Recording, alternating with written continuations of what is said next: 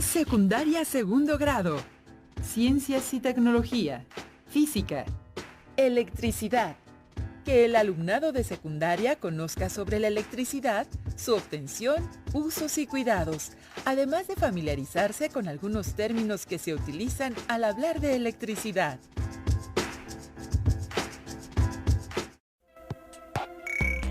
Estudiantes de segundo grado de secundaria, bienvenidas y bienvenidos a nuestra sesión Aprende en Casa. Para entrar en materia, ¿qué les parece si iniciamos esta nueva aventura educativa que seguramente será familiar para todos y del que aprenderemos distintos aspectos, la electricidad? El tema está presente en nuestras actividades diarias, ya que gracias a la electricidad podemos contar con iluminación. También podemos utilizar aparatos que nos proporcionan entretenimiento como la televisión o los videojuegos. Además, es indispensable para el uso de aparatos y máquinas que necesitamos en el trabajo o la escuela. Antes de continuar, los invitamos a ver el siguiente video donde podrán conocer un poco más sobre la electricidad.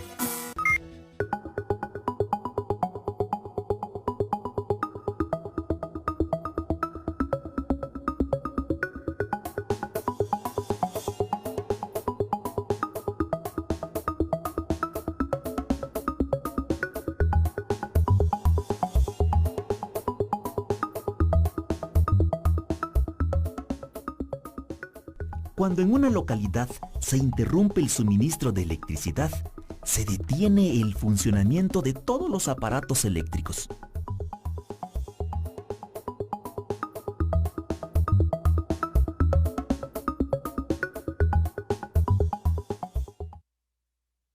Hoy solo tenemos que mover un dedo para encender un foco. Es tan sencillo que pocas veces pensamos por qué sucede.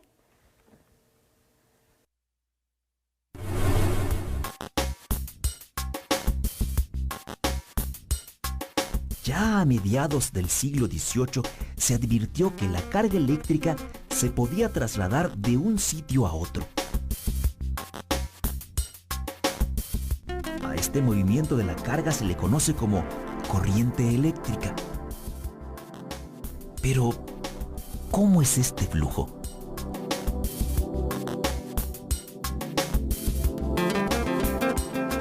Una analogía podría ayudarnos a entenderlo. ¿En qué se parecen un río y un cable con corriente eléctrica? Así como el agua fluye por el canal, la carga eléctrica lo hace por el cable. La carga que fluye por un conductor consiste en electrones desplazándose a través de este. Ahora investiguemos si algunos materiales pueden conducir la carga eléctrica mejor que otros.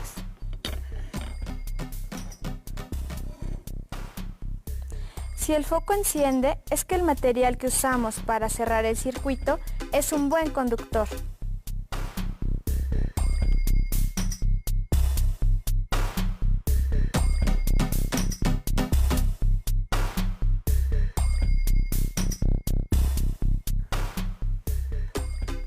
Si no lo hace, el material es un aislante y no permite el flujo de electrones.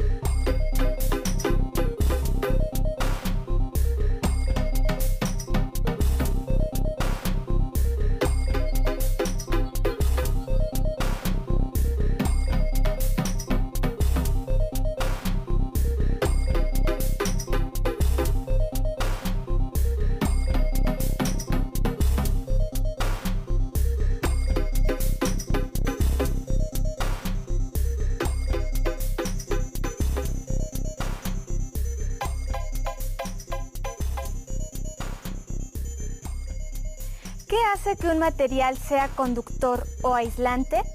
Veamos. En un material conductor, el electrón más externo de sus átomos se puede mover libremente por el material. Se les llama electrones libres o de conducción. A diferencia de los conductores, en los materiales aislantes, los átomos tienen pocos electrones libres o ninguno. Pero, ¿qué causa el movimiento de los electrones?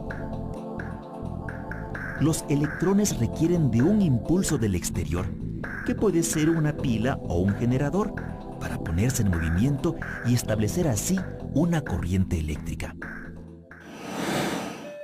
Así como para la corriente del agua existen obstáculos, los hay también para la corriente eléctrica. Los obstáculos en el río son piedras.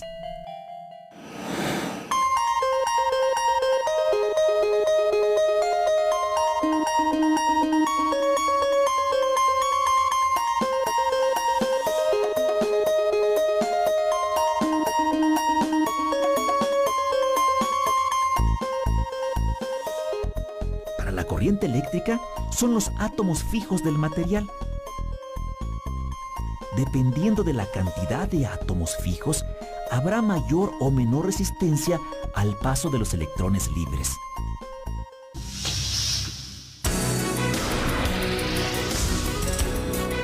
¿Sabías que entre los conductores y los aislantes hay una variedad de materiales con propiedades intermedias? Así es.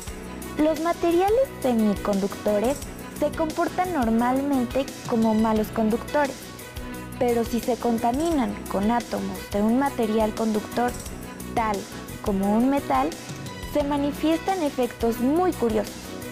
Por ejemplo, dejan pasar la corriente eléctrica en un sentido y la bloquean en sentido contrario. Los semiconductores se utilizan para controlar con mucha precisión el flujo de la corriente, como en los circuitos de las computadoras y las calculadoras. Imagina que estas canicas son electrones.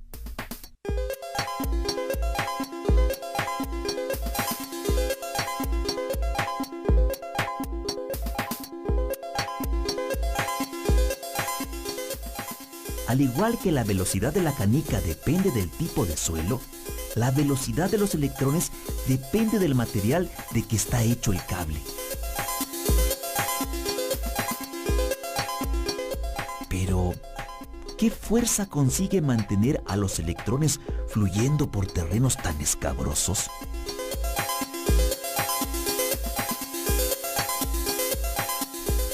En este caso, las canicas se mueven cuesta abajo como resultado de la fuerza de gravedad.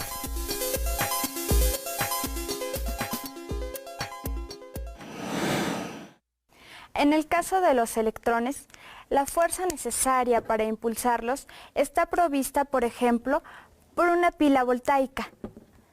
Esa fuente de energía también puede ser un generador, tal como el de las plantas eléctricas.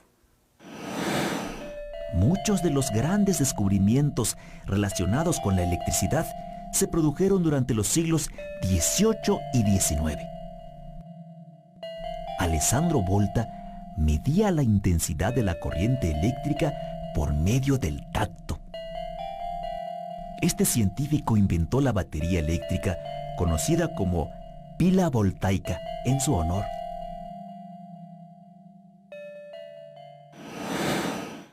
En esta parrilla hay un segmento de cable que ofrece resistencia al paso de la corriente eléctrica. Se le llama resistor.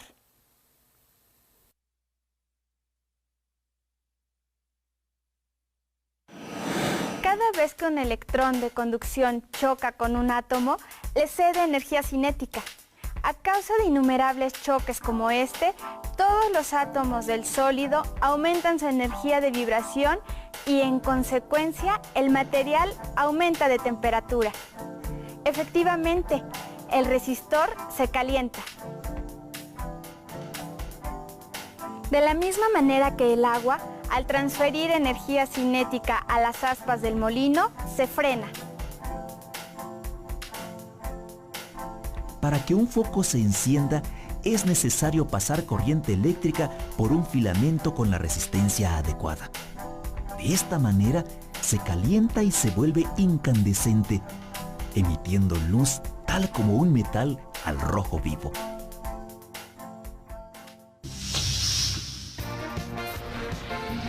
Ya vimos qué es la corriente eléctrica y que hay materiales conductores y aislantes, así como la resistencia que ofrece.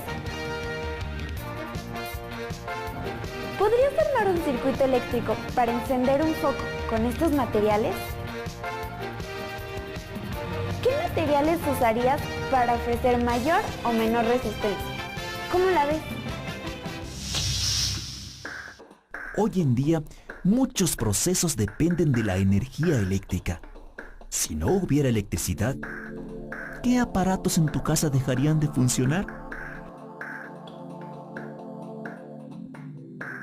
¿Cómo serían tus clases en telesecundaria? Los beneficios de la corriente eléctrica son tantos que se hacen enormes esfuerzos por llevarla a los lugares a donde falta. Por eso, quienes contamos con este servicio, no debemos olvidar la importancia de ahorrar energía eléctrica.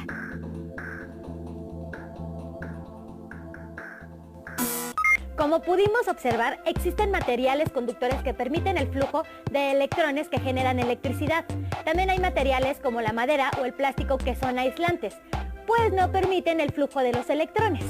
Además de tener precaución, ¿sabes cuáles son otras medidas que debemos seguir al usar energía eléctrica? Te invitamos a conocer los cuidados que debemos de tener con el uso de la electricidad. Anótalas en tu carpeta de experiencias. A ver, ¿qué cable va con cuál? Creo que así es esto. Creo que este va con este. Ahí sí, ya está. A ver. No, ¿qué pasó? Pero si solo junté los cables y... creo que debo de tener más cuidado con la electricidad. ¿Sabes cuáles son las precauciones que debemos de tomar al usar la energía eléctrica? Si bien la electricidad es necesaria, debemos tener cuidado al usarla, ya que puede provocar incendios o descargas eléctricas, es decir, el paso de la corriente por el cuerpo humano y que dependiendo de su intensidad, duración y trayectoria, puede llegar a ser muy peligroso. Para evitar riesgos por el uso de la electricidad, debemos de seguir normas de seguridad. Por ejemplo, evitar manipular aparatos eléctricos con las manos mojadas, dado que el agua es conductora de electricidad. Utilizar guantes dieléctricos creados con materiales aislantes como goma o látex, pues estos impiden la conducción de electricidad. Procurar que toda instalación eléctrica cuente con mecanismos de protección como tomas de tierra, interruptores y fusibles. Colocar los aparatos y contactos de electricidad lejos de las tomas de gas y agua. Desconectar de la corriente eléctrica cualquier aparato que deba ser revisado. Verificar que los cables eléctricos estén cubiertos de goma o plástico. Evitar conectar varios aparatos eléctricos en un solo contacto. Y colocar tapas protectoras en los contactos eléctricos cuando haya niños pequeños en casa. ¿qué debemos hacer en caso de un accidente eléctrico?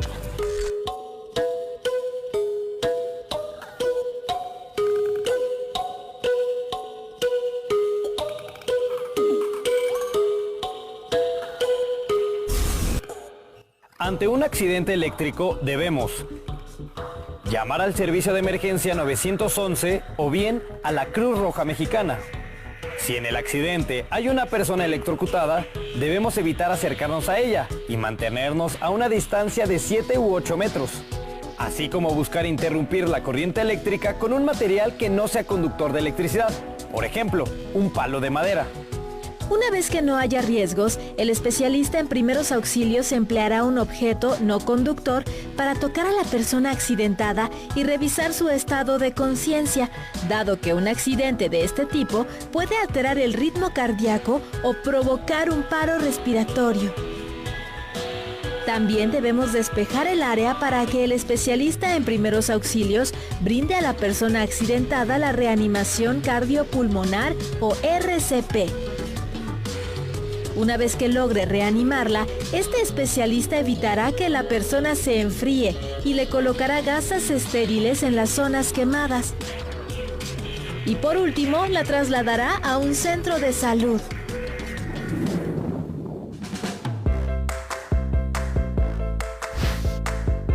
Ahora sé que para arreglar mi ventilador, lo mejor es buscar a un experto antes de poner en riesgo mi salud o provocar un accidente. ¿Y tú qué otras medidas de prevención conoces? ¿O cómo puedes actuar ante un accidente eléctrico? El aprovechamiento de la electricidad facilita nuestras actividades, pero en su manejo debemos seguir las medidas de seguridad indicadas para evitar accidentes. Los invitamos a que elaboren un tríptico o un pequeño cartel. Recuerden anotar en su carpeta de experiencias las precauciones que debemos tener con el uso de la electricidad. Hemos llegado al final, pero recuerden que pronto tenemos una nueva cita en Aprende en Casa, donde podrán avanzar en el aprendizaje y asimilación